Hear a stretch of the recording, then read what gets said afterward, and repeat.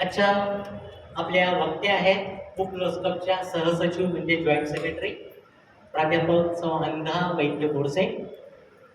त्यांनी अनेक कार्यक्रम आपल्याला सादर केलेले आहेत आणि त्याचा कुठलाही कार्यक्रम उत्कृष्ट होतो हे सांगण्याची आवश्यकता नाही.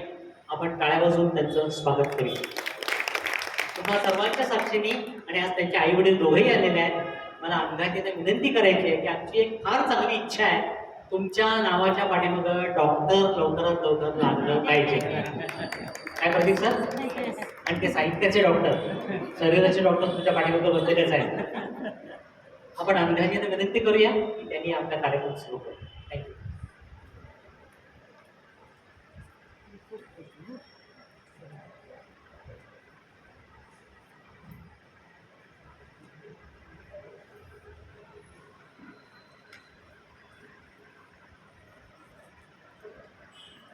हॅलो.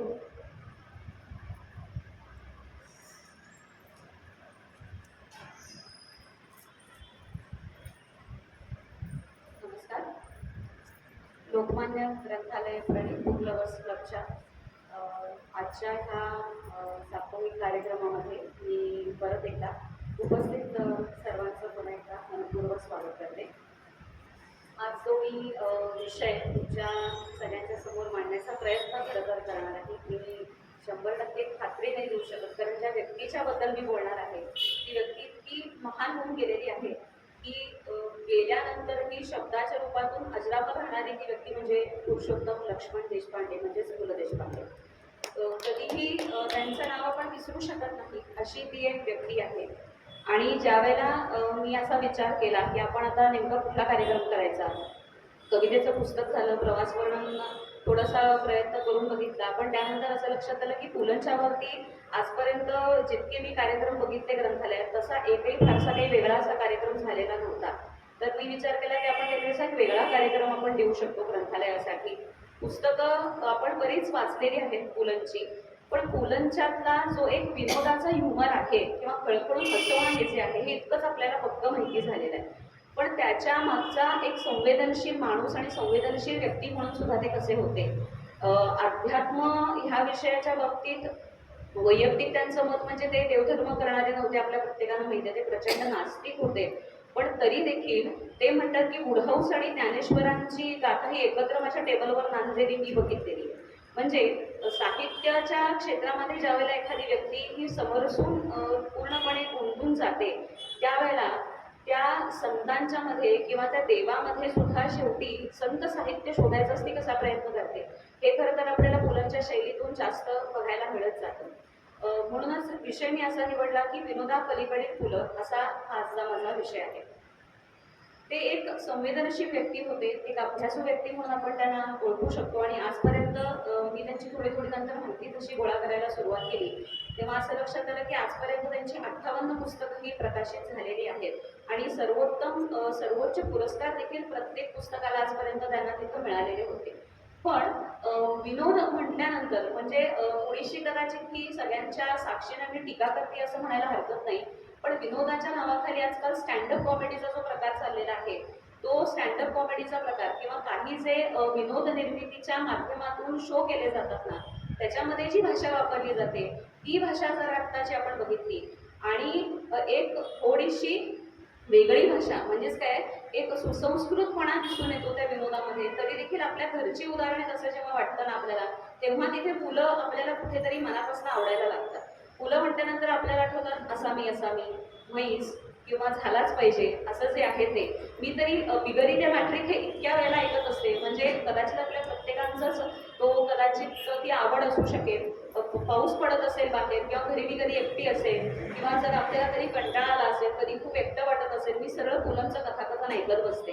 एखादा गरम चहा किंवा एक कॉफी घ्यायची, मस्तपैकी पंख्याखाली बसायचं किंवा पाऊस पडत असेल ना पावसाकडे बघा, कॉफी घ्या आणि कथाकथन जायचं ऐका. याच्यासारखा सुंदर सोहळा मला नाही वाटत दुसरा कुठला असू शकतो. बिगरी ते मॅट्रिक असेल किंवा आता मी म्हैसचं उदाहरण सांगितलं, बिगरी ते मॅट्रिक मध्ये उदाहरण मी तरी माझ्या क्लासमधल्या मुलांना कितीतरी वेळेला देत असते. म्हणजे कधी कधी एकच एक विषय सतत आपल्याला शिकवला जातो त्याप्रमाणे त्या बिगरी ते मॅट्रिक मध्ये मुलं असं म्हणतात की पृथ्वीच्या मध्यभागी विषुववृत्त नावाचा पट्टा आहे. हे मी 3रीत शिकलो. 4थीत शिकलो, 5वीत शिकलो, असू दे ना पट्टा, आम्ही तो काय चोरायला निघालो होतो, असं इकडं ते सहजपणानं बोलून जातात. किंवा ते शाळेत जेव्हा होते त्यावेळेला म्हणजे त्यांनी छत्रपती शिवाजी महाराजांची भूमिका केली होती. उत्तेजनार्थ पारितोषिक त्यांना मिळालं.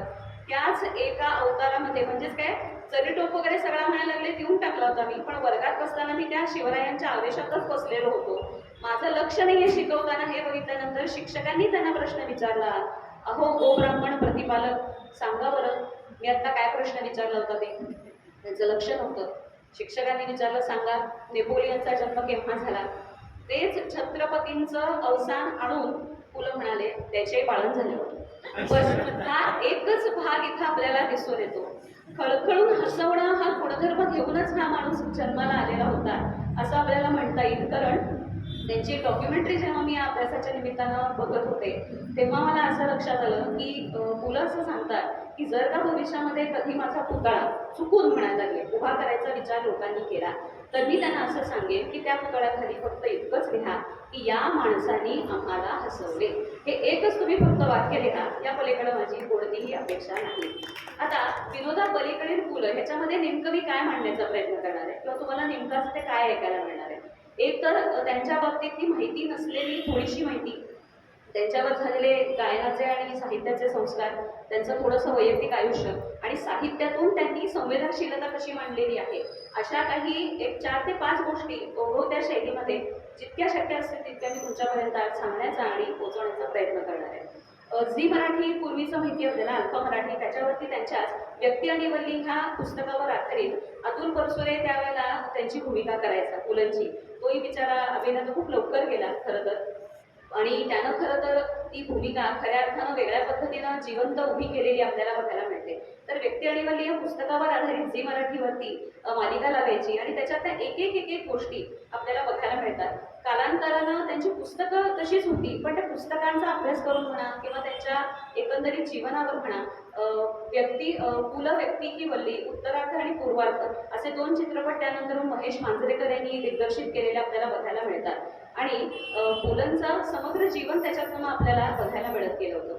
आपण प्रत्येक जण असं म्हणतो की प्रत्येक व्यक्तीच्या म्हणजे यशस्वी पुरुषाच्या मागे स्त्री असते.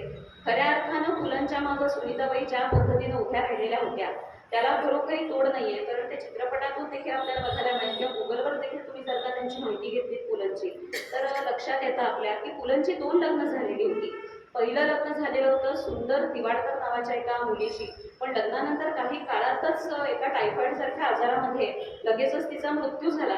त्यानंतर घरची जबाबदारी त्यांच्यावर होती, पण त्यानंतर मात्र शाळेमध्ये ते शिक्षक असताना एकदा सुनीताबाई तिथं त्यांना भेटल्या, त्यांची मैत्री झाली एका नाटकाच्या निमित्तानं आणि त्यानंतर त्यांचा विवाह झाला. आणि त्यानंतर मात्र या दोघांनी मात्र साहित्य, संगीत, कला आणि समाजकार्य ह्याच्यामध्ये एकत्रितपणाने बांधलेपणा त्यांच्यातला जो होता तो इकडे आपल्याला सहजपणाने दिसून जातो. पुलंचं व्यक्तिमत्व हे इतकं सुंदर होतं, इतकं विशाल होतं की फक्त त्यांचे ते कुरळे केस, त्यांचा तो असा गोड सुंदर आवाज आणि सतत हसरा चेहरा इतका आपल्याला दिसून येतो. पण ते म्हणतात की त्यांच्या आयुष्यामध्ये आजपर्यंत त्यांनी कर्तृत्वानं आणि मानानं अत्यंत थोर अशा व्यक्तींचा सहवास त्याला लहानपणापासून लाभलेला होता. म्हणजे ते असं म्हणतात की ज्या दिवशी मी जन्माला आलो तो जन्माला आलेला दिवस म्हणायला लागले खरं तर ब्रह्मांडात गाजला असेल की काय माहीत नाहीये, कारण त्याच्यानंतर इतक्या अशा काही घटना घडत गेलेल्या होत्या की ज्याची खरं तर म्हणे कल्पना माझ्या आई वडिलांना सुद्धा नसू शकेल. इथं त्यांच्या ते जन्माविषयी वेगवेगळ्या पद्धतीनं एक गोष्टी सांगत जातात. आणि पुलंचा जो जन्म झाला तो खरं तर झाला होता मुंबईमध्ये म्हणजे महाराष्ट्रातच, पण त्यांचं कुठंतरी नातं हे कोकणशी देखील जोडलं गेलेलं होतं. त्यामुळे तुम्ही बघू शकता रत्नागिरी हा उल्लेख त्यांच्या अनेक साहित्यातनं परत परत एकदा आपल्याला बघायला मिळत जातो. आता त्यांचं समग्र जीवन जे आहे ते एकेका पुस्तकातनं आणि त्यांच्या काही गोष्टीतून आपल्याला मिळत जातं. पुलंचा जन्म आणि वैयक्तिक माहिती ह्याच्याबद्दल सांगायचं तर गांधी आणि नेहरूंच्या युगामध्ये खरं तर त्यांचा जन्म झालेला होता आणि त्यांचा जन्म झाला 8 नोव्हेंबर 1919ला शनिवारी कार्तिक महिन्यात मुंबईमधल्या गावदेवी त्या कृपाळ हेमराज नावाच्या एका चाळीमध्ये ते म्हणतात माझा जन्म झाला. त्यांचे वडील हे खरं तर एका कागदाच्या व्यापाऱ्याकडे नोकरीला होते. पुढे ह्याच्यावरही मार्मिकपणे टीका करतात आणि म्हणतात की माझे वडील हे खरं तर एका कागद कारखान्यामध्ये नोकरीला होते पण पुढे त्यांना याची कल्पना नसणार आहे माझ्या वडिलांना की माझा मुलगा साहित्य सेवेच्या नावाखाली कागदाची इतकी रिमो वाया घालवणार आहे, हे म्हणे त्यांना खरंच कदाचित कळलंही नसेल कदाचित. म्हणून ते स्वतःवर सुद्धा इतकी स्फोटी करतात. त्यांचे वडील हे कागदाच्या व्यापाऱ्याकडे नोकरीला होते, त्यांची आई ही उत्तम गृहिणी होती आणि मूळ हे जे देशपांडे होते यांचं मूळ खरं तर आडनाव होतं गडकरी. ठीक आहे, ते होते इथल्या कोल्हापूर जवळ चंदगड हे जे आहे ना, त्या चंदगड जवळचे ते होते. तिथल्या किल्ल्याचे गडकरी हे त्यांचे पूर्वज होते आणि त्यावेळेला त्यांना कलानिधी गड जो आहे त्या कलानिधी गडाचे ते गडकरी होते आणि 20 रुपये वर्षाला वेतन त्यावेळेला त्यांना तिथं मिळायचं. आणि त्याच्यात ते म्हणतात आमच्या सगळ्या पूर्वजांनी त्याचा कारभार केलेला होता. त्यानंतर मात्र लोकांनी आमच्या कदाचित त्यांच्या काळात त्या तलवारी गजल्या असतील म्हणून त्यांनी हातात ती तलवार सोडून दिली, लेखणी हातात घेतली आणि त्यानंतर मात्र कारकुनी करायला म्हणून आमचे पूर्वज जे त्यानंतर इथे महाराष्ट्रात येऊन स्थायिक झाले त्यानंतर ते आज ताब्यात तिथेच होते. जंगभट्टी हे जे आहे ना तिथं असलेले ते मूळ म्हणजे हे देशपांडे असे हे मूळ महाराष्ट्रातलं हे कुटुंब होतं. पण त्यांची आई होती कारवारच्या दुभाषी घराण्यातली आणि त्यांचे आजोबा म्हणजेच वामन मंगेश दुभाषी आणि त्या ऋग्वेदी या नावानं त्यांच्या आजोबांनी सुद्धा रवींद्रनाथांच्या गीतांजलीचं अभंग गीतांजली या नावाने मराठीत भाषांतर केलेलं होतं. म्हणजे पुलंच्या वरती हे जे काही साहित्याचे किंवा उत्तम संगीताचे जे संस्कार झाले होते ते खरं तर लहानपणापासून झाले होते. कारण ते म्हणतात माझं आजोळ आणि माझं स्वतःचं घर हे शेजारी शेजारीच होतं. माझे मामा हे उत्तम चित्रकार होते, त्यामुळे साहित्य, संगीत, कला, उत्तम उत्तम लोकांचा सहवास हा मला खरं तर लहानपणापासूनच लाभलेला होता आणि याच्यात काही गौण आहे वगैरे असं मला अजिबात वाटत नसायचं. पूर्वीच्या काळातल्या मुंबईच्या काही आठवणी आहेत ते सांगतात. आणि आवाजाच्या दुनियेत सगळ्यात महत्त्वाची गोष्ट लहानपणी त्यांच्या कानावर पडली ते म्हणजे संगीताची. संगीताने ते म्हणतात माझं आयुष्य भरून टाकलेलं होतं. आयुष्य माझं हे खऱ्या अर्थानं परिपूर्ण झालं ते संगीतानं म्हणजेच त्या गायनानं आणि त्याचे संस्कार त्यानंतर त्यांच्यावर झाले. आणि त्यावेळी ते सांगतात की त्यानंतर त्यांनी गावदेवी जिथं त्यांचा जन्म झाला होता ते ठिकाण त्यांनी सोडलं आणि जवळजवळ 55-56 वर्षांपूर्वीचं सरस्वती पास जे होतं त्या जोगेश्वरीला तिथे ते वसाहतीमध्ये जाऊन राहायला लागले. तिथं ते म्हणतात की तिथं बाजूला एक रामेश्वराचं मंदिर होतं. मी खरं तर काही देवधर्म करणारा नव्हतो, पण मला तिथल्या शंकरापेक्षा सुद्धा तिथं कीर्तनकार जे यायचे, त्याचे गाणं म्हणायचे, ज्या पद्धतीनं ते सादर करायचे, ते संगीत, त्यातले ते शब्द, त्यातली ती लय ही मला खूप मनापासून आवडायची. त्यामुळं लहानपणापासून ते म्हणतात की मी कानसेन हळूहळू झालेलो होतो. माझी ही संगीताची आवड जी होती ती माझ्या बाबांनी घेतली त्यावेळेला आणि त्यानंतर मात्र पार्ल्यामध्ये आम्ही राहायला गेलो. काही दिवसानंतर जोगेश्वरी सोडली आणि तिथल्या मग टिळक मंदिरात त्या पुस्तकांनी मला वेळ लागला. पुस्तकं म्हणायला लागली त्यानंतर मला हळूहळू आवडायला लागली होती आणि लहानपणी मी ही जी कीर्तन ऐकलेली होती ती माझ्या कानी पडल्यामुळे असेल कदाचित, पण तिथल्याच असलेल्या दत्तोपंत राजोपाध्ये मास्तर जे होते त्या मास्तरांच्याकडे माझ्या वडिलांनी मला पेटी शिकायला पाठवून दिलं. तिथं मी त्यांच्याकडे जाऊन हळूहळू पेटी वाजवण्याचे संस्कार माझ्यावर झाले होते आणि ह्याच तिथे संगीत शाळेमध्ये सगळ्यात पहिल्यांदा सुराज्य दुनियेतला आराध्य दैवत बालगंधर्वांची त्यांची प्रथम भेट झालेली होती. बालगंधर्व तिथे आलेले होते त्यांच्या एका कार्यक्रमाला आणि तेव्हा ते म्हणतात की लहानपणी मी माझ्या वडिलांच्या बरोबर एकच वेळा मानापमान, संगीत संशय कल्लोळ किंवा संगीत सौभद्र, संगीत स्वयंवर इतकी नाटकं बघितलेली होती. म्हणजे ज्यांना आम्ही इथे स्टेजवर बघत होतो, ज्यांच्यासाठी लोक रील लावायचे आणि बालगंधर्व म्हणजे मूर्तिमंत स्वरूप म्हणायला लागले, त्यांचं वर्णन मी शब्दातही करू शकत नाही. असा माणूस ज्यावेळेला आमच्याकडे येतो त्यावेळेला त्यांच्या समोर तिथं त्यांनी बसून सत्यवदे वदनाला हे पद त्यांनी पेटीवर त्यांना वाजवून दाखवलं होतं आणि जेव्हा तुला म्हणतात मी ते वाजवायला सुरुवात केली स्टेजवर बसलेले ते खाली तिथं माझ्या शेजारी येऊन बसले आणि त्यानंतर मात्र माझ्या आई वडिलांना इतका आनंद झाला. त्याच्यावरही ते म्हणतात की प्रत्यक्ष बालगंधर्वांनी माझ्या पाठीवर शाबासकीची थाप मारलेली होती. हे जेव्हा माझ्या शाळेतल्या फडके नावाचे एक ते गणिताचे मास्तर होते म्हणाले, गणिताचे असून देखील चांगले होते, तर त्यांनी म्हणायला लागले सांगितलं पुरुषोत्तम तू नापास झालास गणितात तरी सुद्धा मला आता वाईट वाटणार नाही, कारण प्रत्यक्ष रे बालगंधर्वांनी तुझी फाट तोपडलेली आहे, मग मी म्हणे तुला कोण नापास करणार आहे. त्यामुळे म्हणायला लागले तेव्हा मला असं खरोखरी जाणवलं की आपल्यामध्ये काहीतरी असे चांगले गुण आहेत जे मी इथं करू शकतो. बालगंधर्वांचं निधन झालं आणि त्यानंतर मात्र ह्या सर्वांनी मिळून त्यांच्याविषयी प्रकल्प उभं करायचा ठरवला. ते म्हणजे पुण्यातलं बालगंधर्व रंगमंदिर जे आपल्याला आता पुण्यात उभं राहिलेलं दिसतं ना, त्याच्यामध्ये महत्त्वाचा सहभाग आणि मोलाचा वाटा हा पु ल देशपांडेंचा सुद्धा आहे. ते म्हणतात की प्रत्यक्ष आम्ही त्याच्यासाठी मग खूप मेहनत वगैरे घेतलेली होती आणि त्यावेळेला सरदार वल्लभभाई पटेल हे सुद्धा तिथे उद्घाटनाच्या समारंभाला तिथे आलेले होते आणि या सर्वांच्या लेखकांचा सत्कार देखील करण्यात आलेला होता. जेव्हा तिथे नमन नटवरा हे गाणं म्हणायला लागले सुरू झालं, तेव्हा सगळं म्हणे ऑडिटोरियम पूर्णपणे भारावून गेलेलं होतं आणि क्षणभरच म्हणायला लागले. पु ल म्हणतात, मला अशी जाणीव झाली, बालगंधर्व कोपऱ्यात थांबून स्वतःचा सोहळा आनंदाने बघत तर नसावेत ना, अशी काहीशी म्हणायला लागली प्रचिती मला त्या ठिकाणी आलेली होती. लहानपणापासूनच ते म्हणतात की ज्या शाळेत मी शिकलो ते शाळेतलं शिक्षण मला खूप चांगलं मिळालं, शिक्षकही मला खूप चांगले मिळाले आणि अनेक राष्ट्रभक्त, राजकारणी, साहित्यिक यांची भाषणे मी ऐकलेली होती. पण शिक्षणासारख्या अत्यंत क्लिष्ट वाटणाऱ्या विषयावर सुद्धा ज्यांचं भाषण म्हणायला लागले मी याची डोळा ऐकलेलं होतं ते म्हणजे प्रिन्सिपल प्र के अत्रे. आणि प्र के अत्रेंचं भाषण म्हणायला लागले लहानपणी मी ऐकलं आणि त्यांच्या भाषणातनं मला एक जाणीव झाली की समोर बसलेल्या प्रत्येक वक्त्याला असं वाटलं पाहिजे की बोलणारा माणूस फक्त माझ्या एकट्याशी बोलतोय आणि फक्त माझ्याशी एकट्याशी तो संवाद साधतोय. ही म्हणायला लागली जी गोष्ट होती ती मला अत्रेंच्यामुळं समजली आणि शिक्षणासारखा क्लिष्ट विषयावरती हा माणूस 2 तास अक्षरशः हसवणूक करत समोरच्याची इथपर्यंत ते बोलत होते. म्हणजे लोकांशी सहज संवाद हा आपण कसा साधला पाहिजे हे ते म्हणतात. पुलंनी सांगितलं की मला प्र के अत्रेंच्यामुळं सहजपणाने समजत गेलं. तो गुरुमंत्र त्यांनी जो मला दिला तो ते म्हणतात की आजपर्यंत कधीही विसरलेलो नाहीये. कवी अनिल, ना. ग. देशपांडे, कुसुमाग्रज, बाब बोरकर, राजा पठे यासारख्या कितीतरी कवींच्या कवितांना त्यानंतर त्यांनी संगीत दिलेलं होतं, चाली लावलेल्या होत्या. आणि कवितेच्या बाबतीत ते म्हणतात की कविता हा प्रकार तसा खूप अवघड असतो. कमीत कमी शब्दामध्ये खूप मोठी गोष्ट सांगणं ही सोपी गोष्ट नसते.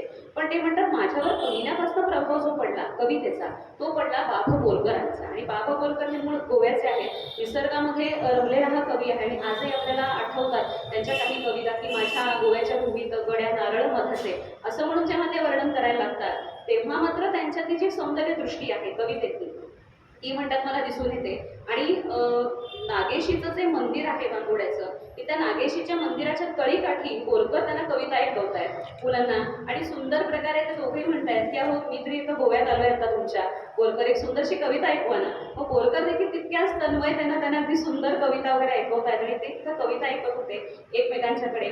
आणि पुढे ते म्हणतात की ज्योत्स्ना भोळे, माणिक वर्मा त्या दोघींना त्यानंतर मी लावलेल्या चालीवर शिकवल्या. पुलं म्हणतात की माणिक माझ्याकडे यायची आणि म्हणायची पुलाव की चाल किती सुंदर लावली आहेत तुम्ही, मला शिकवाल का. मग नंतर मला लागले ज्योत्स्ना भोळे आणि माणिक वर्मा या दोघींना पण मी ह्या चाली पुढे मग मी शिकवलेल्या होत्या. आणि बोरकरांनी त्यांना जी कविता ऐकवली होती ती होती समुद्र पिलोरी ऐना सृष्टीला 5वा महिना. ही जी कविता होती ती कविता बोरकरांनी त्यानंतर पुलांना त्या नागेशीच्या गोव्याच्या तळीकाठी बसून ऐकवलेली होती. साहित्य, संगीत, अभिनय असं अष्टपैलू व्यक्तिमत्व ते म्हणतात लोक आजकाल मला म्हणतात. कारण जेव्हा त्यांचा 60वा वाढदिवस झाला होता तेव्हा काही लोक इथं आले होते त्यांच्याकडं आणि ते म्हणाले की मुलं तुमच्याकडे हो संगीत, कला, साहित्य, पेटीवादन, गायन, अभिनय हे सगळं आहे. लोक म्हणायला लागले त्याला अष्टपैलू म्हणतात. पण खरं तर माझ्या शब्दात सांगायचं तर एक नाथड भारावर चिंध्या असाच म्हणायला लागले. खरं तर हा प्रकार आहे. लोक विनाकारणच त्याला की तुम्ही अष्टपैलू आहात वगैरे म्हणे अशी अगदी विरुद्ध वगैरे देत असतात. पण याच्यातूनच ते म्हणतात की हे असं मला वाचकांची मग पत्र यायला लागली होती. मी जी काही पुस्तकं लिहिली होती ती मग लोक वाचायला लागले होते. हळूहळू माझ्याबद्दल लोकांच्या मनामध्ये एक हळवा कोपरा तयार व्हायला लागला होता. याच्यातूनच सखाराम गट्टी ही व्यक्तिरेखा त्यांनी तयार केलेली आपल्याला बघायला मिळते. वाचकांची पत्र यायची मुलांना की तुम्ही अष्टपैलू आहात, तुम्ही खूप सुंदर करता आणि एवढी तुमची म्हणजे साहित्य साधना असते आणि त्याच्यातून तुम्ही कसा वेळ काढता, मग आम्ही तुमच्या साधनेमध्ये व्यत्यय आणतो असं आम्हाला वाटतं. वाचकाचं ते पत्र त्यांनी वाचलं आणि त्यानंतर जन्म झाला सखाराम गट्टे या पात्राचा. व्यक्ती आणि वल्ली हे जर तुम्ही पुस्तक प्रत्येकाने वाचून बघितलं तर ह्यातली प्रत्येक व्यक्ती ही अस्तित्वात नाहीये, ती काल्पनिक तयार केलेली आहे पुलंनी. खरं सांगायचं तर एकही व्यक्ती त्यांना भेटलेली नाहीये, ती काल्पनिक आहे. पण जेव्हा आपण त्याला ऑडिओ बुक्समधनं ऐकतो किंवा पुस्तकातनं वाचतो आपल्याला असं जाणवतं की अरे ही व्यक्ती खरोखरी होऊन गेलेली आहे की काय. आणि त्याच वेळेला जेव्हा सखाराम गट्टे जेव्हा पहिल्यांदा त्यांना भेटायला येतो तेव्हा त्याचं तर ठराविक छापील वाक्य इथे तो टाकतो, आपल्या साधनेत व्यत्यय तर नाही ना आणला मी असं म्हणून इकडे मग तो त्यांना भेटायला जायला लागतो. ते म्हणतात वाचकाच्या एका पत्रातून मग सखाराम गट्टे सारख्या एका व्यक्तिरेखेचा त्यानंतर जन्म झाला. पंडित रविशंकर मल्लिकार्जुन मनसूर यांच्या 70व्या वर्षीच्या वाढदिवसानिमित्त खूप मोठी मैफिल होती. त्या मैफिलीमध्ये ते म्हणतात मी अनेक गाणी ऐकलेली होती. शिक्षण माझं एकीकडे सुरू होतं व्यवस्थित आणि साधारणपणे 20व्या वर्षी LLB ची परीक्षा ते पास झाले. सगळं काही तर त्यांचं बाकी सुरळीत चाललेलं होतं. पण पण नेमकी त्याच वर्षी एक वाईट घटना घडली त्यांच्या आयुष्यात, ते म्हणजे त्यांच्या वडिलांचा आकस्मिक मृत्यू झाला. आणि त्यानंतर मात्र जे म्हणतात की चार चौघांच्या घरात जे होतं तेच झालेलं होतं आमच्या बाबतीत. पैशाची चणचण, धाकट्या भावांची शिक्षणं होती, आई गृहिणी होती, त्यामुळं मोठा मुलगा म्हणून माझ्यावर जबाबदारी आली होती. त्यामुळे ते पेट्रोल रेशनिंग ऑफिसमध्ये ते नोकरीला लावले. पेटीचा जो क्लास होता तो त्यांनी तसाच सुरू ठेवला होता लहानपणापासूनचा, तो काही त्यांनी बंद केलेला नव्हता. आणि आपल्या प्रत्येकाला माहिती आहे, नुकतंच वाऱ्यावरची वरात हे नाटक खूप गाजलेलं होतं, त्याचे अनेक सुंदर शो केले होते. आसावरीताई आलेल्या आहेत आज इथे, आणि त्या प्रत्येकाने खूप हिरिरीने आणि खूप सुंदर प्रकारे वाऱ्यावरची वरात इकडे सादर केलेली होती. वाऱ्यावरची वरातमध्ये जो एक सीन आहे रविवार सकाळमध्ये, की ते पेटी वाजवतात आणि तेवढ्यात फोन येतो त्यांना कोणाचं आणि पटकन ते उठून जात आहे. तर ते म्हणतात, मी ज्या वेळेला पेट्रोल रेशनिंग ऑफिसमध्ये नोकरीला होतो, तिथे एक माणूस होता, शेठजी होता म्हणजे तो, आणि त्याला पेटी वाजवण्याची खूप आवड होती. आणि मला पेटी वाजवता येते हे जेव्हा त्याला कळलं, तेव्हा तो म्हणाला, तुला जेव्हा वेळ असेल तेव्हा तू माझ्याकडे ये, मी तुला महिन्याला 10 रुपये देईन आणि त्याप्रमाणे तुम्हाला पेटी शिकव. आणि जेव्हा मला मी त्यांना शिकवायचो, त्यांना ताबडतोब फोन यायचा कोणाचा तरी, तो माणूस उठायचा आणि त्यांचे जे काही बाजारभाव असले गुजरातीमध्ये ते तो बोलायचा. हा प्रकार म्हणायला लागले, मला चटकन लक्षात आला. आणि हा कुठेतरी प्रकार नंतर भविष्यात त्यांनी वाऱ्यावरची वरातमध्ये रविवार सकाळमध्ये इथं वापरला होता. म्हणजे आयुष्यात येणारे बरे आणि वाईट दोन्ही अनुभव त्यांचे जे होते ना, ते त्यांनी इथं मग त्यांच्या हळूहळू प्रत्येक साहित्यात वापरायला सुरुवात केली होती. त्यानंतर ते इन्कम टॅक्स ऑफिस होतं, त्या इन्कम टॅक्स ऑफिसमध्ये 50 रुपये पगारावर नोकरी लागली. पण तिथे नोकरी करण्यामध्ये आनंद त्यांना काय होता, कारण तिथे नोकरी करताना तिथं वरच्या मजल्यावरती सवाई गंधर्व, बालगंधर्व याच्यासारखी मोठी मोठी मंडळी भेटायला यायची. त्यामुळं ते म्हणायचे की नोकरी हे फक्त घर चालवण्याचं एक निमित्त होतं, पण माझ्या मनाला भावेल अशी एकच गोष्ट होती, ते म्हणजे अशा मोठमोठ्या लोकांना भेटणं. त्यामुळे म्हणायला लागले, मी पेट्रोल रेस्टिंगमध्ये ऑफिसमध्ये नोकरी सोडल्यानंतर इन्कम टॅक्स ऑफिसमध्ये नोकरी लागलो आणि मग मी इथे यायला लागलो. त्यानंतर एकदम अचानक त्यांना असं वाटायला लागलं की आपण प्रोफेसरी केली पाहिजे. म्हणजे एकाच फक्त गोष्टींमध्ये रमणारा हा माणूस नव्हता, सतत काही ना काहीतरी नवीन करणं हा खरं तर त्यांच्या जीवनाचा महत्त्वाचा ध्यास होता.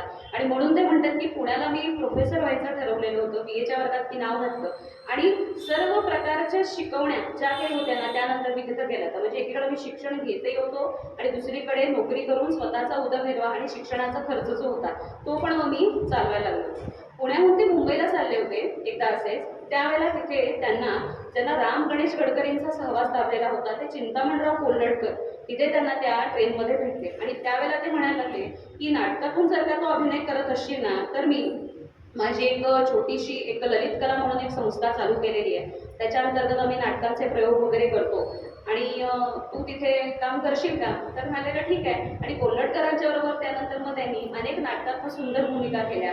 शिक्षण हे जे त्यांनी घेतलेलं होतं हे शिक्षणाच्या काळात असताना मंगेश विठ्ठल राजाध्यक्ष हे तिथं त्यांना भेटले आणि त्यांनी त्यांना सगळ्यात पहिल्यांदा अभिरुची नावाच्या एका मासिकामध्ये तू लिहायला सुरुवात कर असं सांगितलं. आणि त्यानंतर ते म्हणतात की लेखनाची खरी सुरुवात ही तिथून माझी झालेली होती आणि मंगेश विठ्ठल राजाध्यक्षांच्या मदतीने मी त्याच्यानंतर मात्र हळूहळू लेखनाकडे वळायला लागलेलो होतो. आणि त्याच दरम्यान दादरच्या ओरिएंटल शाळेमध्ये त्यांना नोकरी लागली आणि त्यावेळेला त्यांना पगार होता फक्त 55 रुपये. 55 रुपयामध्ये म्हणायला लागले संसाराचा सगळा गाडा मला उडायचा होता.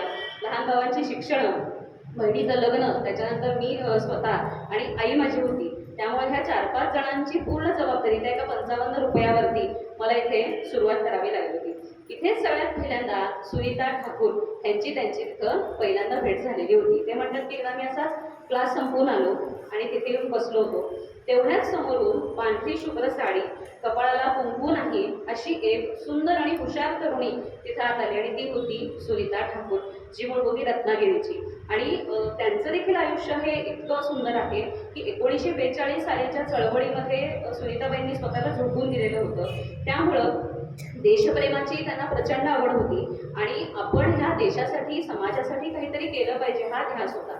अशा म्हणायला लागले ध्यासानं पछाडलेली ही मुलगी मला कधी आवडली आणि आमचं कधी एकमेकांच्या बरोबर प्रेम जमलं हे मी देखील सांगू शकत नाही. पण ते एक मात्र सांगतात की तिच्या माझ्या आयुष्यात येण्यामुळं श्रेयस आणि प्रेयस अशा दोन्ही गोष्टी घडल्या. ज्या ज्या गोष्टी मला करायच्या होत्या त्या सगळ्या मला त्या सुनीतामुळे मी सहजपणाने करू शकलो. त्या गोष्टी मला झालेल्या होत्या. एक स्त्री एका पुरुषाबरोबर संसारामध्ये ज्या ज्या खस्ता काढते त्या सगळ्या खस्ता त्या बहिणी काढलेल्या होत्या. कारण ती माझी अकाउंटंट होती, मॅनेजर होती, ज्या प्रकारे मार्गदर्शक होती, सहकारी होती, पत्नी होती, मैत्रीण होती आणि या दोघांना जोडून ठेवणारा एक दुवा होता तो म्हणजे साहित्याचा आणि कवितेचा. आम्हाला दोघांनाही साहित्याची आणि कवितेची प्रचंड आवड होती. त्यामुळे असेल कदाचित, पण तिनं जे जे काही केलंय माझ्यासाठी ते म्हणतात की त्याच्यासाठी मी नेमकं काय म्हणावं खरंच काही कळत नाहीये. आता ते म्हणतात की तिनं तरी माझ्या प्रेमात का पडावं. खरं तर तो काळ काही असा प्रचंड श्रीमंतीचा नव्हता किंवा मी फार पुण्याचा काही मोठा अभिनेता नव्हतो. कुठे थोडासा नाटकात काम करणारा, थोडासा पेटी वाजवणारा, गाणं म्हणणारा असाच मी होतो. तरी देखील सुनीताला माझ्या प्रेमात का पडावं असं वाटलं. आणि इतकं होऊनही 36 वर्षाच्या आमच्या संसारामध्ये आमच्यात थोडेफार कधी कधी आमच्या ह्या नाटकांच्या मध्ये साहित्याच्या संगीताच्या क्षेत्रात मतभेद ते म्हणतात झाले असतील, पण तरीही आम्हाला एकमेकांना सोडून जाण्याचा विचार का आला नसावा हे म्हणायला लागले की सांगणं हे खरंच खूप कठीण आहे. आणि रत्नागिरी हे खरं तर त्यांची सासूरवाडी, कारण सुनीता ठाकूर ह्या मूळ रत्नागिरीच्या. आणि तिथे झाला उषकाला राणी नावाची एक कविता आहे. ती स्वतः सुनीताबाईंनी त्यांना तिथे एकदा म्हणून दाखवली होती. ते म्हणतात की खऱ्या अर्थानं गोव्याची भूमी ही निसर्गानं भरून गेलेली आहे. हे मी बघितलेलं होतं बोरकरांच्या कवितेच्या माध्यमातून. पण रत्नागिरीचा निसर्ग मी जो बघितला तो बघितला परत एकदा सुनीताच्या माध्यमातून, कारण सासूरवाडी असल्यामुळे माझं वरचेवर जाणं व्हायचं. आणि ज्या वेळेला आमचं लग्न झालं म्हणतात ते लग्नानंतर 2च दिवसानंतर तिथल्या रत्नागिरीची जी चिंचखडी आहे त्या चिंचखडीच्या खाडीतून ज्या होड्या चाललेल्या होत्या त्या होड्या जाताना मी आणि सुनीता बघत होतो. त्या बघता बघता अचानकपणाने तिच्या तोंडातून सुंदर अशा गाण्याच्या ओळी आल्या.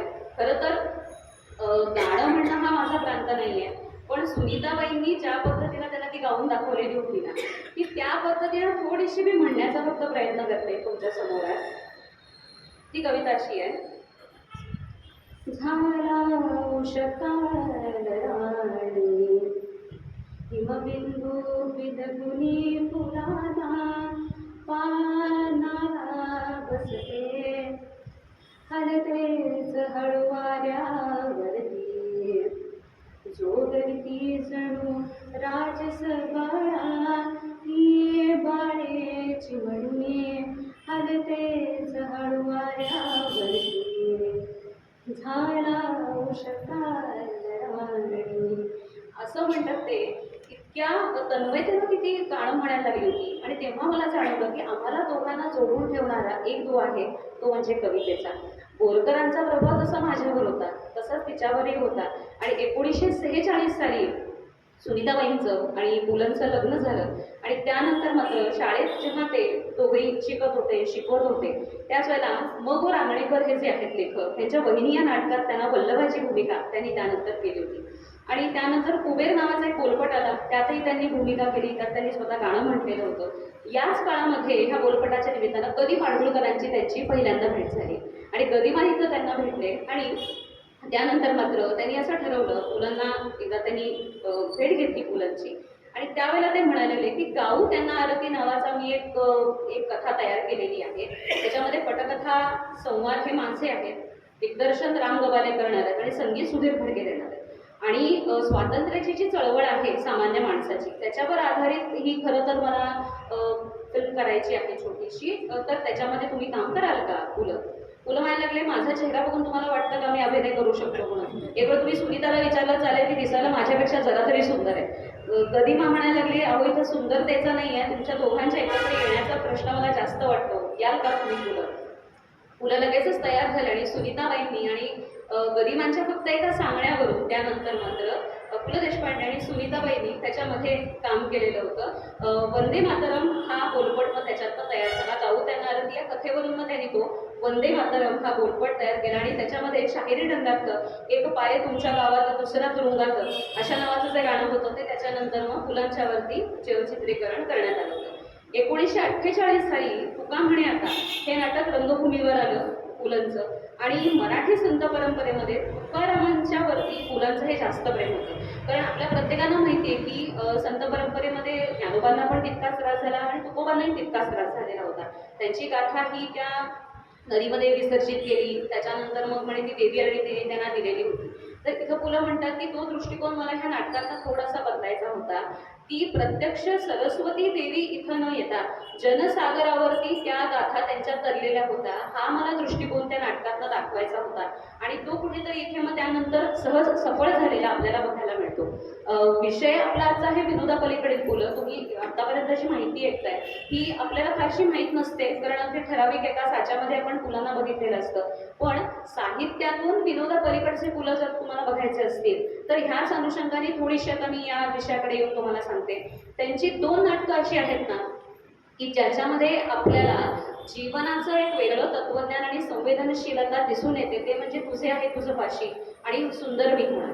2 वेगळ्या पद्धतीची ही नाटकं आहेत. तुझे आहे तुझं पाशी हे जे नाटक आहे, हे नाटक त्यांनी लिहिलेलं तुम्ही जर का वाचलं किंवा बघितलं तर अगदी कसं दिसून येतं सुरुवातीपासून आपल्याला की काकाजी नावाची एक व्यक्ती आहे जी खरं तर एका जंगल खात्यातनं रिटायर झालेली आहे. त्यांच्या भावाचा आणि भावजेचा मृत्यू झालेला आहे आणि मृत्यूनंतर त्यांनी आपल्या या 2 भावांच्या मुलांना सांभाळलेला आहे. जी म्हणजेच कोण आहेत, त्याच्यामध्ये श्याम नावाचा एक जो मुलगा आहे तो आहे त्याच्यामध्ये आणि त्याची बहीण आहे.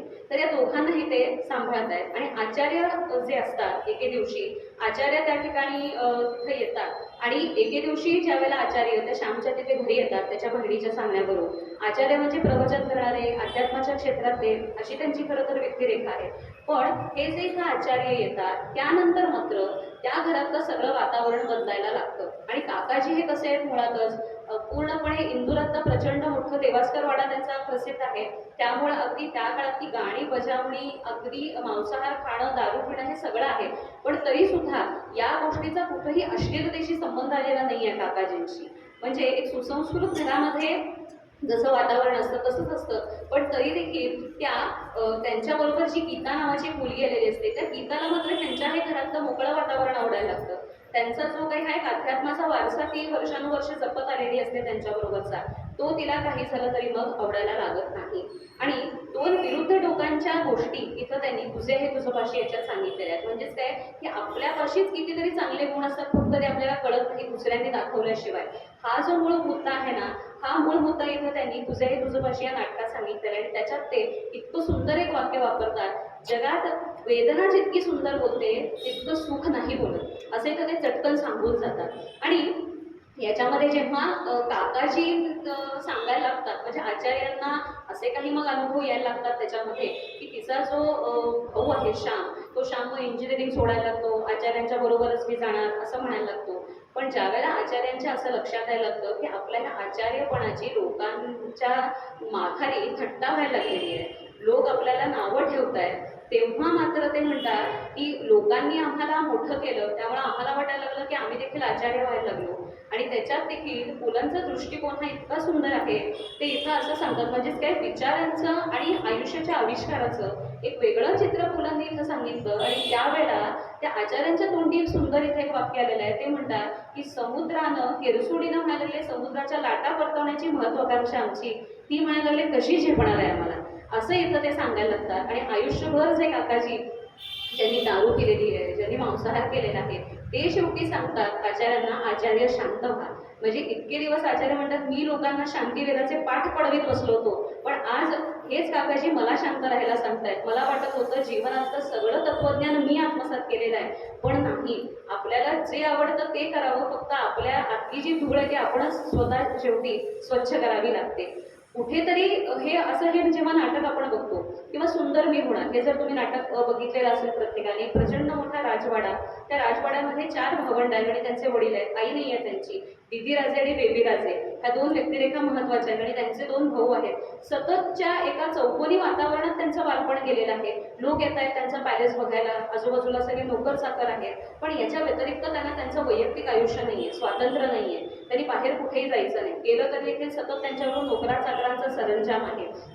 याच्यामध्ये त्या जी दिदी राजे आहे त्याच्यामध्ये माझ्या मते तुम्ही सीडी जर का बघितली किंवा यूट्यूब बघितलं तर वंदना गुप्तेनी त्याच्यामध्ये दिदी राजेची भूमिका खूप सुंदर केलेली आहे. तर त्याच्यामध्ये आणि संजय हा खरं तर एक लेखक आहे, एक कवी आहे आणि त्या कवीच्या प्रेमात ही दिदी राजे पडते. आणि तिची जी धाकटी बहीण आहे बेबी राजे, तिच्या नकळत संजयला पत्र लिहून मोकळी करते की माझी ताई तुमच्या कविता वाचते, तुमच्यावर प्रेम करते, फक्त ती व्यक्त होत नाही, सांगत नाही. ती बंडखोर आहे, तिला हे असं बंदिस्त वातावरण आवडत नाहीये चौकटीतलं. ती चौकट मोडून जाण्याचा विचार करते. आणि बाकीची भावंड मात्र फक्त म्हणतात की आम्हाला वडिलांची ही हुकुमशाही मान्य नाहीये, आम्ही देखील जाऊ बाहेर. पण आता इतक्या आलिशान वातावरणाची सवय झाली आहे ना, ती मोडून तरी जाणार कसे ते, ही देखील भीती आहे त्यांच्या मनामध्ये, त्यामध्ये जाऊ शकत नाहीये. संजय हा जो आहे ह्या नाटकातला, हा संजय सुद्धा तिथे त्यांना हेच सांगतो की तुमचं आयुष्य हे दुसऱ्यांवरती कधीही तुम्ही लागू शकत नाही. कुठल्याही प्रकारे आपल्या आयुष्याचा साचा हा आपण ठरवायचा असतो, दुसऱ्याने ठरवायचा नसतो. तुम्ही आजपर्यंत हिच्या बाबतीत हेच करत आलात, हेच तो इकडे पुन्हा पुन्हा पुन्हा सतत सांगायला लागतो. इथे ते म्हणतात की सुंदर मी होणार, ह्याच्यामध्ये हुकुमशाही जास्त नाटकात दिसून आलेली होती. आणि संजय जो होता, त्या संजयानं आयुष्याची सार्थकता कशी असते ही सार्थकता ते म्हणतात इथं दाखवलेली होती. जशी त्यांनी नाटकं लिहिली, जशी त्यांनी काही काल्पनिक व्यक्तिरेखा, व्यक्ती आणि वल्ली ह्याच्यातनं मांडलेल्या होत्या, तसेच ते म्हणतात माझ्या आयुष्यामध्ये इतकी चांगली चांगली माणसं आलेली होती की त्याच्यामध्ये मग फणसळकर मास्तर होते, केशवराव फुले होते, रावसाहेब होते आपल्या बेळगावचे, ज्यांनी आर्ट सर्कल नावाची संस्था जी होती सुरू केलेली, ती आपल्याला बघायला मिळते. बापू भैया दाते होते, गदिमा होते. ते म्हणतात ह्या लोकांनी माझ्याकडून एकही गुरुदक्षिणा घेतली नाही, पण शिक्षण मात्र मला इतकं भरभरून दिलेलं होतं की त्याच्या स्वरावरती मी आजही तितकाच खंबीरपणे उभा आहे. नागपूरचे नाना जोग जे होते, यांच्या प्रेरणेनं त्यानंतर त्यांनी अंमलदार हे नाटक जे होतं ते त्यानंतर त्यांनी पूर्ण केलं. आणि पुण्यात त्या कलोपासक या नाट्यसंस्थेतर्फे भानुदास नाट्यगृहामध्ये त्याचा पहिला प्रयोग झाला. आणि अंमलदारला मात्र त्यानंतर मात्र प्रचंड प्रतिसाद मिळाला होता. 31 डिसेंबर 1953ला ह्या नाटकाचा पहिला प्रयोग मुंबईमध्ये झाला. आणि मुंबई मराठी साहित्य संघ ह्याच्या जेव्हा हे नाटक झालेलं होतं, तेव्हा स्वतः केशवराव दाते त्या नाटकाला त्या म्हणायला लागले हजर झालेले होते. आपल्या गुरूंच्या समोर आपण लिहिलेलं नाटक सादर करणं ही म्हणायला लागले माझ्यासाठी खूप महत्त्वाची गोष्ट होती. आणि ती सादर करणं हे देखील मला तितकंच महत्त्वाचं वाटलेलं होतं. चित्रपटात सुद्धा पु ल देशपांडे खूप रंगलेले आपल्याला बघायला मिळतात. आणि आजही म्हणजे आमच्या पिढीला माहिती आहे, आपल्या प्रत्येकाला माहिती आहे, त्यांनी स्वतः लिहिलेला, दिग्दर्शित केलेला आणि भूमिका केलेला एक सुंदर चित्रपट तो म्हणजे गुळाचा गणपती. ते माहीत असेल आपल्याला. एका छोट्याशा दुकानात काम करणारा हा मुलगा जो अत्यंत भोळा आहे, ज्याला फक्त गोष्टीची पुस्तकं वाचायला आवडतात, आणि त्याच्यामध्ये रेखा कामत ह्या नायिकेने काम केलेलं होतं की काहीतरी गुळ घ्यायला येते आणि हा पूर्ण दोऱ्याचा वेळ संपेपर्यंत त्याला तो बांधत राहतो आणि तो पूर्णपणे गुंतून जातो त्याच्यामध्ये. तर ते म्हणतात की त्याच्यातली देखील सगळी गाणी ही गाजलेली होती, स्वतः त्याच्यामध्ये गाणी लिहिलेली होती गदिमांनी, त्यामुळं त्याला एक वेगळीच एक ओढ त्या ठिकाणी लागलेली होती. त्यानंतर ते म्हणतात की खूप गाणी गाजली होती, पण त्यांचं अत्यंत गाजलेलं बालगीत म्हणजे नाच रे मोरा आंब्याच्या वनात. आजही म्हणजे आमच्या पिढीपासून आत्ताच्या पिढीपर्यंत प्रत्येक गॅदरिंगमध्ये एक तरी ते गाणं नाच रे मोरा आंब्याच्या वनात लागलं की आपल्या चटकन ते पुलंचं आहे हे सांगितल्यानंतर काही जणांना कळतं, पण ते स्वतः लिहिलेले पु ल देशपांडे यांनी. त्यानंतर ते म्हणतात की लग्नानंतर त्यांनी MA केलेलं आहे विलिंग्डन कॉलेजमधून. आणि विलिंग्डन कॉलेजमधून जेव्हा त्यांनी MA पूर्ण केलं, त्यानंतर ते इथं आले होते बेळगावला आरपडी कॉलेजमध्ये मराठीची प्राध्यापकी करायला. आणि खूप अभिमान वाटतो ज्या कॉलेजच्या कॅम्पसमधून आज आम्ही फिरतो, त्या कॅम्पसमध्ये फिरताना इतका आनंद होतो की कुठेतरी पुलंचा परिसस्पर्श होतो आम्हाला नकळतपणे, ह्याची जाणीव झाल्याशिवाय मग राहत नाही. बेळगावला आरपडी कॉलेजमध्ये ते प्राध्यापकी करायला आले, जवळपास ते 2 वर्ष होते. आणि तेव्हा ते म्हणतात मला 160 रुपये पगार होता आरपडी कॉलेजमध्ये जेव्हा मी प्राध्यापक होतो त्यावेळेला. त्यानंतर ते परत पुण्याला आले, चित्रपट निर्मितीमध्ये त्यांनी सुरू केलं काम. आणि पहिल्या काही 2 चित्रपटात त्यांना इतकं यश मिळालं की अनेक त्यांच्याविषयीचे अग्रलेख त्यानंतर मात्र इथे छापून यायला लागले होते की मराठी सिनेमाला लागलेलं मधाचं बोट या नावाचे अग्रलेख यायला लागले होते. आणि गुळाचा गणपतीतला अत्यंत गाजलेलं गाणं म्हणजे इंद्रायणी काठी, आपल्या प्रत्येकाला माहीत असेल, भीमसेन जोशी यांनी जे गायलेलं आहे आणि ह्यांच्यावरती ते पिक्चराईज झालेलं होतं. त्यानंतर ते आले मुंबईमध्ये. मुंबईत त्या कीर्ती कॉलेजमध्ये ते मराठीचे प्रोफेसर म्हणून लागले होते. भारताचे शिक्षण तज्ज्ञ जे होते JP नाईक आणि भाऊसाहेब गिरे यांनी त्यानंतर मात्र ग्रामीण भागात शिक्षण संस्था आपण सुरू करूया, याच्यासाठी काहीतरी आपण प्रयत्न करू असा त्यांचा विचार होता. आणि यामध्ये मुलांचा सहभाग असावा ही त्यांची इच्छा होती. पण ते म्हणतात राजकारणाचा जरा विषाक्त अनुभव त्या काळात मला थोडासा घ्यावा लागला होता, त्यामुळे मी आपोआप त्याच्यातनं बाहेर पडलो. आणि स्वतःहून त्यानंतर मग मी कीर्ती कॉलेजमधली नोकरी सोडली, कारण नको इतका राजकारणाचा तिथं शिरकाव झालेला होता, जो माझं भवितव्य जाळून टाकेल की काय असं वाटायला लागलं होतं. आणि त्यानंतर ते म्हणतात 5 ते 6 महिने मी पूर्णपणे बेकार होतो, माझ्याकडे नोकरी नव्हती, माझ्या हातात एकही रुपया नव्हता, पैसा नव्हता. आणि त्याच वेळेला दिल्लीतल्या आकाशवाणीवरती नाट्य निर्मात्याची नोकरी मला त्यानंतर मग मिळाली. साधारण तो काळ होता 1937 साली. त्यानंतर मात्र ते दिल्लीला गेले. इथं जेव्हा ते गेले तेव्हा त्यांना असं लक्षात आलं की आपण ज्या वेळेला टेलिव्हिजन बघतो किंवा आकाशवाणीवरती ऐकतो ना, तेव्हा मला लागले ध्वनी हा फार महत्त्वाचा असतो. जसे की आत्ता मी बोलत असताना तुमच्यापर्यंत ध्वनी पोहोचवण्याचं काम हा माईक करत असतो, पण मी जेव्हा बोलतेय तेव्हा तुम्ही समोर बसलेले आहात, आपल्या चेहऱ्यावरचे एक्सप्रेशन्स आपल्याला कळतात. ते म्हणतात की ध्वनी हे माध्यम मला फार महत्त्वाचं वाटतं.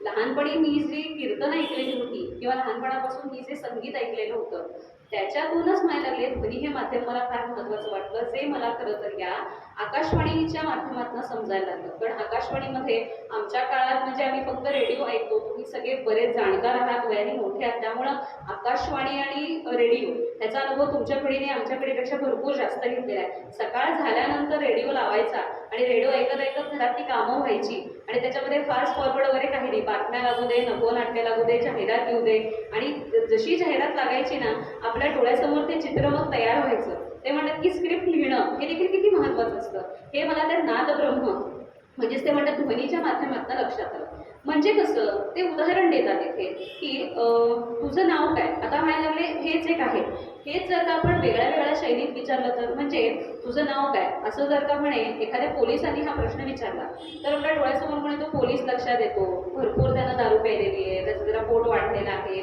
तो जरा असा प्रचंड आळसावलेला आहे, असं त्याचं चित्र आपल्या डोळ्यासमोर दिसायला लागतं. पण हेच वाक्य म्हणायला लागले दुसऱ्या पद्धतीने मी सांगतो की कुठे गेला होतास बाळ, हे एक समजा वाक्य आहे, आणि हे वाक्य जर का ध्वनीच्या माध्यमातून सांगायचं असेल तर ते आपण कसं सांगतो, बाळ कुठे गेला होतास, ह्याच्यामध्ये मला लागले संशय दिसतो आपल्याला, बाळ कुठे गेला होतास त्याच्यामध्ये माया दिसते, म्हणायला लागले बाळ कुठे गेला होतास त्याच्यामध्ये राग दिसतो. म्हणजेच काय, एकच वाक्य म्हणायला लागले, व्हेरिएशन्स आहेत त्याच्यामध्ये. ध्वनी हे माध्यम म्हणायला लागले का महत्त्वाचं आहे हे मला कळलं, आणि ह्या शब्दांचं महत्त्व ध्वनीतून प्रगट होतं. ह्याच्यावरच आधारित ते केशवसुतांची एक सुंदर ओळ सांगतात. केशवसूत ह्या ध्वनीच्या संदर्भात म्हणे असं म्हणायचे, परी एक एक जो शब्द नवा जो शिकसी शक्ती तयासी उलथिर सर्व जगासी. म्हणजे एकच शब्द असतो आपल्याकडे, पण तो जर का आपण वेगळ्या वेगळ्या पद्धतीने मांडत गेलो तर तो अशा प्रकारे आपल्याला दिसून येतो. मुंबई मराठी साहित्य संघाने तुझे तुझपाशी सुंदर मी होणार आणि अमर अशी 3 नाटकं त्यांची होती, त्यानंतर त्यांनी सुरू ठेवली होती. आणि त्याच वेळेला दूरदर्शनचे पहिले निर्माते दिल्लीच्या टेलिव्हिजन ह्या शिक्षणाच्या क्षेत्रासाठी त्यांची निवड झालेली. त्यानंतर पु ल देशपांडे गेले लंडनला जायला निघाले. लंडनला ते गेले, तिथं त्यांनी शिष्यवृत्ती मिळवली आणि तिथल्या BBC मध्ये त्यांनी टीव्हीचं शिक्षण घ्यायला सुरू केलेलं होतं. आणि ते म्हणतात की हा माझा जो पहिला जो परदेश प्रवास होता, आणि या संपूर्ण परदेश प्रवासामध्ये मला जे जे अनुभव आले होते ना, ते त्यानंतर मी माझ्या अपूर्व ह्या पुस्तकाच्या माध्यमातून लोकांना सांगायचा मग हळूहळू प्रयत्न केलेला होता. मग त्याच्यानंतर शिक्षण मी सगळं संपवलं, दिल्ली सोडली, मी मुंबईमध्ये आलो, आणि त्यानंतर मात्र इंडियन नॅशनल थिएटर नावाची संस्था आम्ही सुरू केली, आणि त्याच्या अंतर्गत मग बटाट्याची चाळाचा आम्ही मग पहिला यशस्वी प्रयोग केलेला होता. बटाट्याची चाळ हे पुस्तक आपल्या प्रत्येकाला माहिती आहे, त्याच्यामध्ये वेगळ्या पद्धतीच्या व्यक्तिरेखा आहेत, अनेक असे प्रसंग आहेत, पण ते म्हणतात की बटाट्याची चाळला प्रचंड मोठं यश आलेलं होतं. आणि मुलांचं किंवा एकंदरीत सुनीताबाईंचं म्हणजे नवरा बायकोचं नातं होतं त्यांच्यामध्ये की तरी खूप मोठी आणि महत्त्वाची गोष्ट आहे. पण आजकालच्या ज्या मालिका आहेत कदाचित थोडासा वेगळा मी संदर्भ देईन, थोडा बरोबर पण येतो, पण अलीकडच्या आपण ज्या मालिका बघतो ना, सुरुवातीला खूप छान वाटतात, मस्त वाटतात, नंतर मग कंटाळा यायला लागतो, आणि नंतर मग असं वाटायला लागतं कधी एकदा संपतात देव जाणे, आता संपू दे एकदाच्या त्या. असं लोकांना त्या संपाव्यात इथपर्यंत कंटाळा न येता त्या पटकन संपवाव्यात हे देखील खरं तर कळलं पाहिजे. तो म्हणायला लागले भाग मी आणि सुनीताला ठेवलेला, कारण त्यांच्या एकाही नाटकाचा प्रयोग त्यांनी 50 प्रयोगांच्या वर कुठेही केलेला नाहीये. हे मोठं महत्त्वाचं यश आहे मुलांचं. सुनीताबाईंनी त्यांना आधीच सांगितलेलं होतं, आणि त्या त्यांना भाई या नावानेच हाक मारायच्या, माहिती आहे आपल्याला. त्यांनी सांगितलं होतं भाई बटाट्याची चाळ 50 प्रयोग झाले की आपण बंद करूया, दुसरं नवीन नाटक द्यायचं असेल ना आपल्याला, आधीचे प्रयोग बंद करायचे, नवीन लेखन चालू करायचं, आणि मग आपण नवीन प्रयोग लोकांच्या समोर द्यायचा. हा म्हणायला लागले शिरस्ता मला घालून दिला सुनीता, आणि त्यामुळे खरं तर आमच्या प्रत्येक नाटकाचे प्रयोग हे हाऊसफुल व्हायचे. लोक त्यांना सांगायचे, अहो 51वा प्रयोग करा, आम्हाला आवडेल परत एकदा बघायला. ते म्हणायचे नाही, 50 म्हणजे 50च, तेवढा आहे ना तेवढ्यातच आपण आनंद घेऊया. त्यामुळे 50 प्रयोगानंतर नवीन प्रयोग करायचा हा नियम ते म्हणतात सुनीताने मला लावून दिलेला होता आणि त्याप्रमाणे आम्ही मग बटाट्याची चाळचे त्यानंतर मग प्रयोग केले होते. याच दरम्यान त्यांच्या व्यक्तिमत्वाचा एक वेगळा पैलू आपल्याला दिसून येतो, तो म्हणजे सामाजिक भान जपणारे फुलं कसे होते हे देखील आपल्याला इथं बघायला मिळत जातं. लीलाबाई मुळगावकर नावाच्या एक बाई होत्या.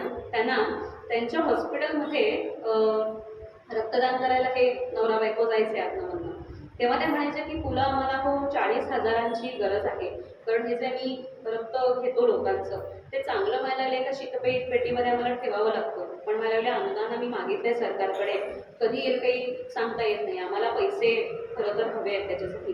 सुनीताबाईंनी आणि त्या दोघांनी असा विचार केला की आपण मदत करूया त्यांना, आणि ह्या दोघांनी मिळून मग त्याच्यानंतर म्हणायला लागले आपण एक काही काम करूया, हसवण्याचा माझा धंदा नावाचा काहीतरी लिहिलं देतो असं छानसं, त्याचा आपण प्रयोग करू आणि त्याच्यातून आलेले पैसे आपण इकडे देऊ असं त्यांनी सांगितलं. आणि त्यानंतर सलग त्यांनी असे हसवण्याचा माझा धंदा नावाचा एक प्रयोग इथं त्यांनी केला यशस्वीपणानं, आणि त्याच्यातनं जे पैसे आले त्याच्यातून त्यांनी त्या काळामध्ये 40,000 रुपये त्याच्यात त्यांनी दिले होते. त्यानंतर त्यांचा परदेश प्रवास बऱ्याच ठिकाणी झाला होता, असामी वटवट, ह्याच्यातून देखील त्यांनी साहित्य, नृत्य, नाट्य, संगीत हे सगळं त्यांनी दिलं होतं. आणि असामीच्या बाबतीत तरी तो त्यांनी एकपात्री प्रयोग त्यावेळेला केलेला आपल्याला बघायला मिळतो. कितीतरी कथानकं त्यांनी त्याच्यातनं मांडलेली आपल्याला बघायला मिळतात.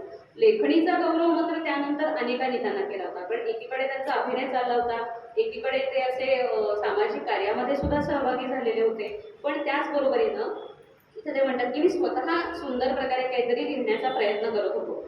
मी जे लिहायचो ते लोक वाचायचे, लोक कौतुक करायचे, अनेक पुरस्कार त्यांना मिळायचे, कारण व्यक्ती आणि वल्ली या पुस्तकाला साहित्य अकादमीचा पुरस्कार त्यानंतर त्यांना मिळालेला आपल्याला बघायला मिळतो. इथं ते म्हणतात की एकदा आम्ही असंच एका रेकॉर्डिंगच्या निमित्तानं गेलेलो होतो, तर तिथे काही अंध मुलं होती आणि त्या अंध मुलांना आम्हाला भेटायचं होतं आणि ती अंध मुलं आम्हाला भेटायला लागली होती. आणि आज पण तुम्हाला हे सांगताना आनंद होतोय, जी ऑडिओ बुक्स आपण ऐकतोय ना मुलांची, ती अंध मुलांच्यासाठी म्हणून त्यांनी त्यानंतर रेकॉर्ड करून घेतलेली होती. कारण अंध मुलांना ते म्हणतात की लिहिलेलं जे त्यांना वाचता येत नसायचं, त्यांच्यापर्यंत पोहोचवणार कसं. मग सुनीता म्हणाली, भाई अरे आपण यांच्यासाठी काहीतरी केलं पाहिजे, तुझ्यावरती इतकं प्रेम आहे त्यांचं, मग आपण काहीच करू शकत नाही का. आता ध्वनिमुद्रणाचं माध्यम खूप सुंदर झालेलं आहे, मग त्याच्यातून ते म्हणतात की निवडक फुलं नावाचे माझे नंतरचे कार्यक्रम व्हायचे, त्यावेळेला मी रेकॉर्डिस्टिक माझ्याबरोबर ठेवायचो आणि रेकॉर्डिस्टिक माझं सगळं रेकॉर्ड करायचा आणि त्यानंतर मग त्याच्या कॅसेट्स केल्या. आणि अंधांच्यासाठी असलेल्या त्या आपण डोळसपणे सुद्धा आता ऐकतो आणि त्याचा इतका सहजपणाने आनंद घेतो की याचं सगळं श्रेय ते म्हणतात मी सुनीताला देऊ इच्छितो, कारण तिच्या संकल्पनेनं त्यानंतर माझ्या ऑडिओ बुक्सचा आपोआप जन्म झालेला होता. त्या वर्षी व्यक्ती आणि वल्ली या पुस्तकाला साहित्य अकादमीचा पुरस्कार त्यानंतर त्यांना मिळाला.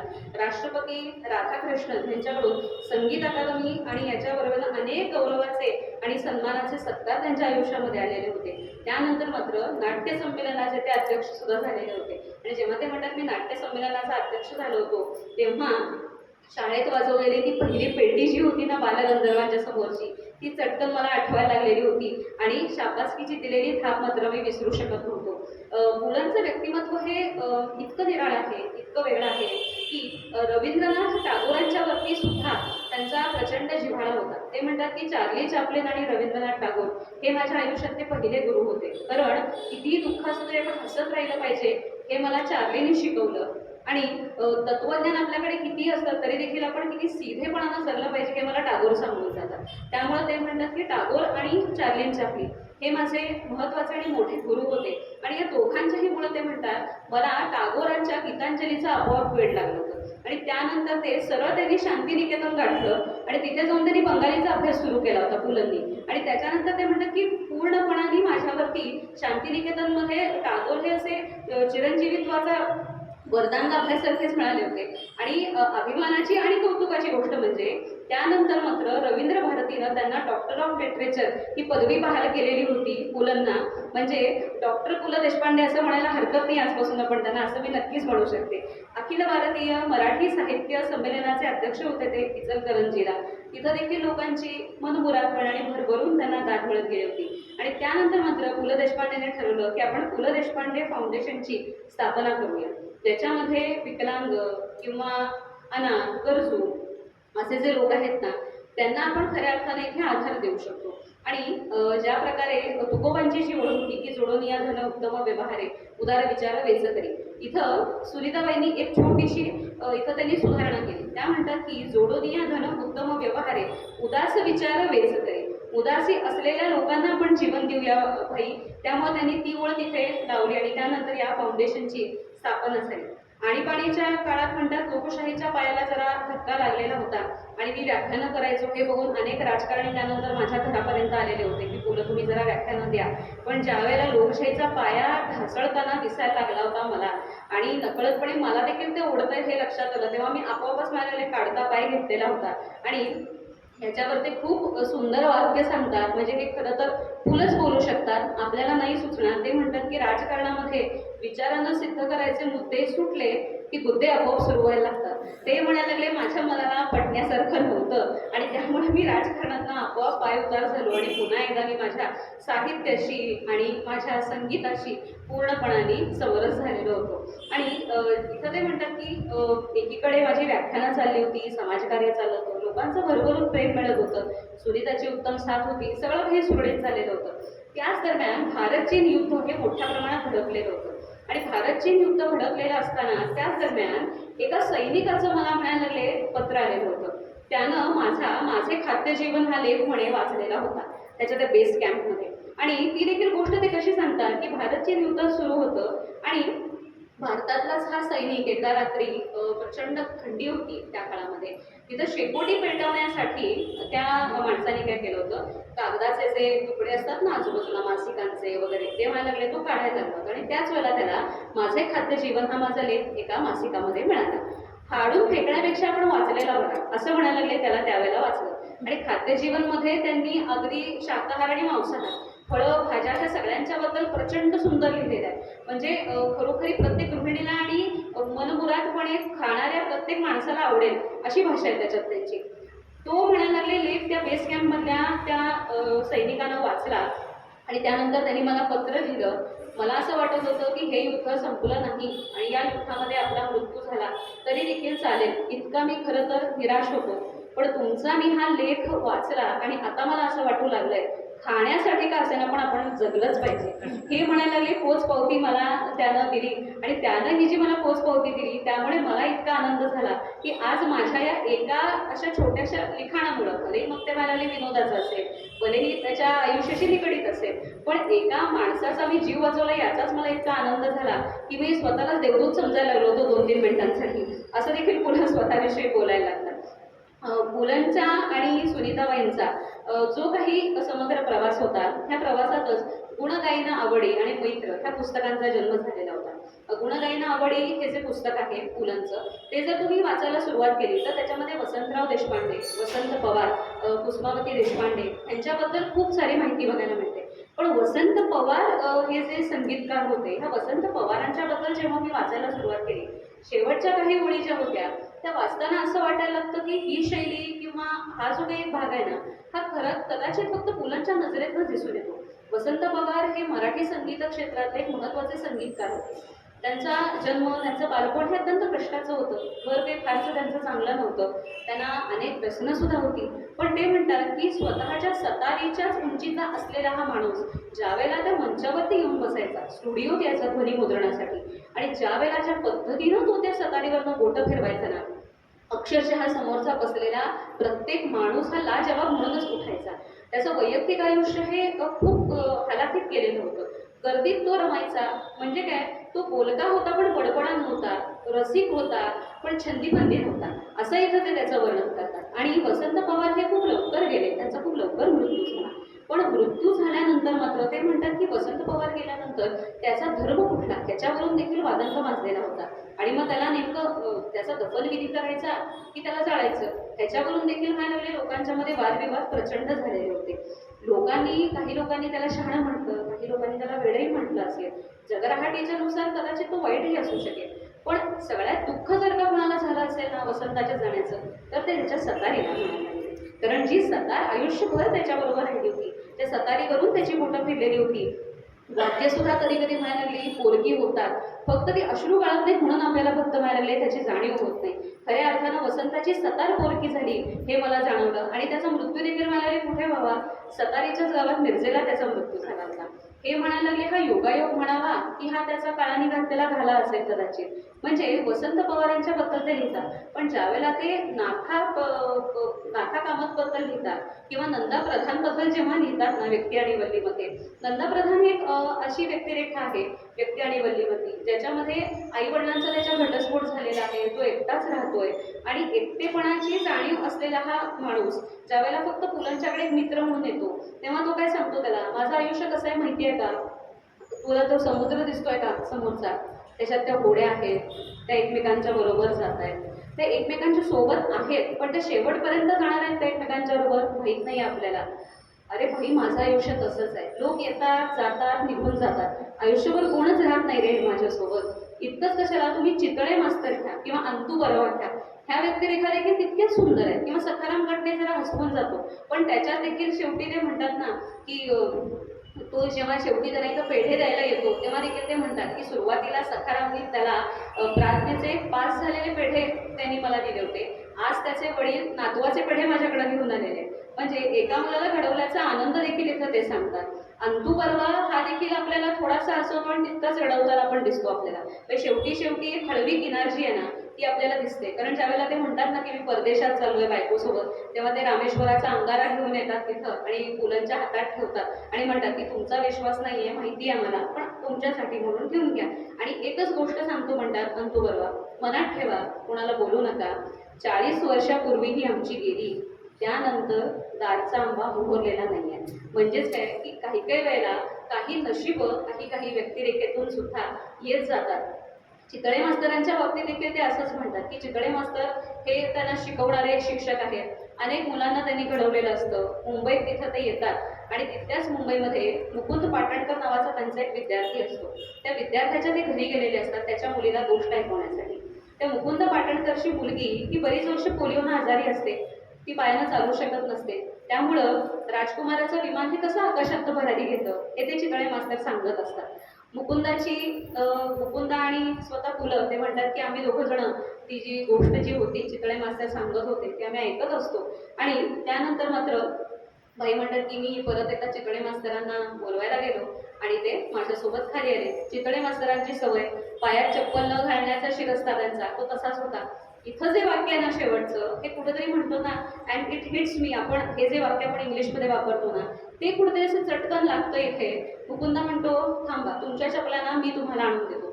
वर मुकुंदा वर गेला आणि तिथल्या चप्पलच्या स्टँडमधून त्यांनी बरोबर म्हणाले चितळे मास्तरांच्या चपला काढून दिल्या.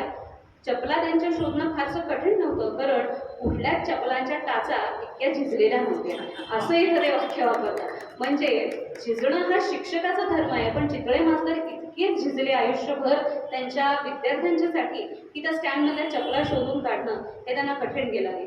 रावसाहेब ही व्यक्तिरेखा तितकीच आपल्याला सुंदर वाटते आणि रावसाहेब ही व्यक्तिरेखा आपल्याला सगळ्यांना जिव्हाळ्याची वाटते, कारण रावसाहेब म्हणजे कृष्णराव हरिहर. मूळ बेळगावचे आर्ट सर्कल नावाची संस्था त्यांनी ते सुरू केली आणि जरी थिएटर आज आपण बघतो ते त्यांच्या कृपेनं खरं तर उभं राहिलेलं आहे आणि आजही तिथे अनेक सुंदर कार्यक्रम होतात. त्याच रावसाहेबांच्या बाबतीमध्ये इथं त्यांनी जे वाक्य वापरले ते मला आज कदाचित ह्या कार्यक्रमाच्या निमित्तानं फुलांच्या बाबतीत वापरावंसं वाटतं की देवाने आमचं छोटंसं आयुष्य समृद्ध करायला दिलेल्या अनुभव देणग्या न सांगता दिल्या होत्या, न मागता परत दिल्या, असंच खरं तर आपण म्हणावं लागेल त्याच्याविषयी. पुलं गेले 12 जून 2000 आणि एक छोटीशी आठवण आहे ती सांगते आणि थांबते मी इथे. खरं तर सुदैव म्हणावं की दुर्दैव म्हणावं कळत नाही आहे मला, माझा वाढदिवस 12 जूनलाच असतो आणि नेमके त्याच दिवशी पुलं गेले. शाळेतला प्रसंग मला थोडासा आठवतो की शाळेतनं घरी आले, टेलिव्हिजनवर बातम्या चालल्या होत्या. ते पु ल देशपांडे हे नंतर काळाने आम्हाला कळलं. एक माणूस आहे चष्मा घातलेला, तो बोलतोय असं दिसत होतं. ती घरी आली आणि खाली पट्टी होती पु ल देशपांडे यांचं निधन. तेव्हा काही कळलं नाही आम्हाला. जेव्हा आज 12 जूनचा दिवस उजाडतो ना तेव्हा मला माझा वाढदिवस नंतर आणि आज पुलंचा स्मृतिदिन आहे ही गोष्ट आधी आठवते आणि त्यांच्या आठवणीनं पाणी येतं डोळ्यात की अरे या माणसाला आपण काय आयुष्यात भेटू शकलो. त्यांचा मृत्यू झाला 2000ला मधला हा 10 वर्षाचा काळ त्यामध्ये आमचं सगळं बालपण गेलं. पण त्यानंतर मात्र शाळेत असताना किंवा त्यानंतर आम्ही जे काही शिकलेलो आहे ना, त्याच्यामध्ये कितीही आम्ही मराठीतले मोठे मोठे लेखक होऊन जाऊ दे, मी असं कधीच म्हणणार नाही की त्यांचं लेखन नाही आहे. पण पुलंच्या तोडीचा कुठलाही माणूस होणं शक्य नाही. म्हणजे जसं बालगंधर्वांच्या बाबतीत म्हटलं ना, तेच मी आज म्हणेन, असा पुलं होणे नाही. खरंच थँक्यू व्हेरी मच.